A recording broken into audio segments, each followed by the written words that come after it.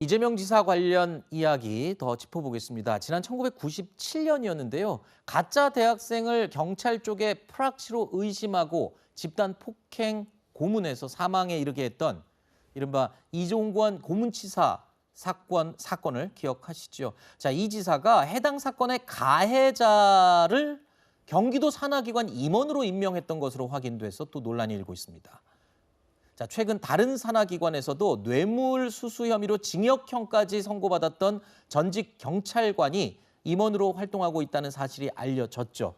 그리고 앞서서는 이재명 지사의 형수 욕설을 옹호했던 황교익 씨가 또 경기관광공사 사장에 내정되면서 이 보훈 인사 공방이 일어나기도 했습니다. 자, 경기도 내에서 인사 잡음이 이렇게 연속으로 끊기지 않는 모습에 이재명 지사의 인사 원칙에 대한 비판도 나오고 있습니다.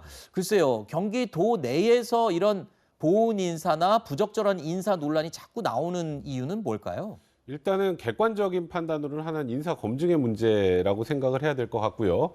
물론 뭐 인사를 할 때 실형 선고하고 출소하고 5년 지나면은 자료가 없다 보니까 그랬다라는 이제 얘기는 있지만 사실 뭐 굉장히 중요한 자리에 가는 인물들에 대한 평가는 좀 더 철저하게 이루어져야 하는데 그게 잘 이루어지지 못했다라는 건 분명히 비판받을 포인트라는 생각이 들고, 또 하나는 이제 친분이 있다고 추정되거나 아니면 본인에게 호의적이라고 생각되는 사람들이 이제 대중들의 관점에서는 좀 부적절한 것 같은데 뭐 임명을 하거나 임명을 강행하려고 하는 그런 모습들, 그러니까 일명 우리가 보훈 인사라고 하는데, 보훈 인사라고 제가 단언하진 않겠습니다만 네. 언론이나 대중들이 이렇게 의심할 수 있는 그런 상황이 연출되는 것, 이런 부분들이 문제라고 봐야 될 것 같습니다. 네.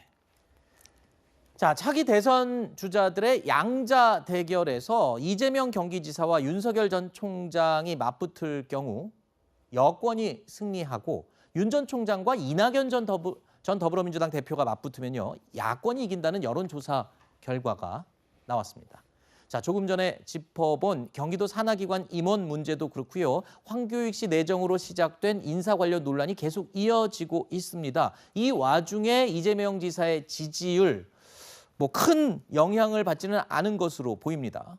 그러니까 이재명 지사의 지지율이 상당히 스테디하죠. 네. 물론 이제 비판하는 쪽은 박스권을 좀 돌파해야 되는데 그걸 못하고 있다, 그런 비판도 있지만은 이 지사의 지지율이 이렇게 네거티브 공세가 들어온데도 불구하고 굳건한 이유는, 그것은 경기도지사 또 성남시장을 하면서 이 주민들의 생활 문제를 해결해 왔기 때문입니다. 그러니까 삶의 문제를 개선하고 해결하는 그러한 실천력과 행정력들을 꾸준히 보여줬기 때문에 그런 부분, 그리고 사회 경제적 문제에 대한 기본수당이라든가 청년수당이라든가 이런 문제들을 하면서 성공했거든요. 실제로 성공하면서 경기도 지역 주민들에게 호평을 받고 있기 때문에, 그렇기 때문에 그 지지율이 잘 안 흔들리는 거죠. 네. 상당히 오랫동안 굳건하게 행정으로서 실천으로서 검증됐기 때문에, 그래서 그런 부분들이 입증되고 있다. 그러나 아까 말씀드린 것 같이 이것이 이제 박스권 위로 치고 올라가야 되는데 그 점에 대해서는 이 지사가 아직은 다른 카드를 보여주지 못하고 있다라는 생각이 듭니다. 네, 알겠습니다.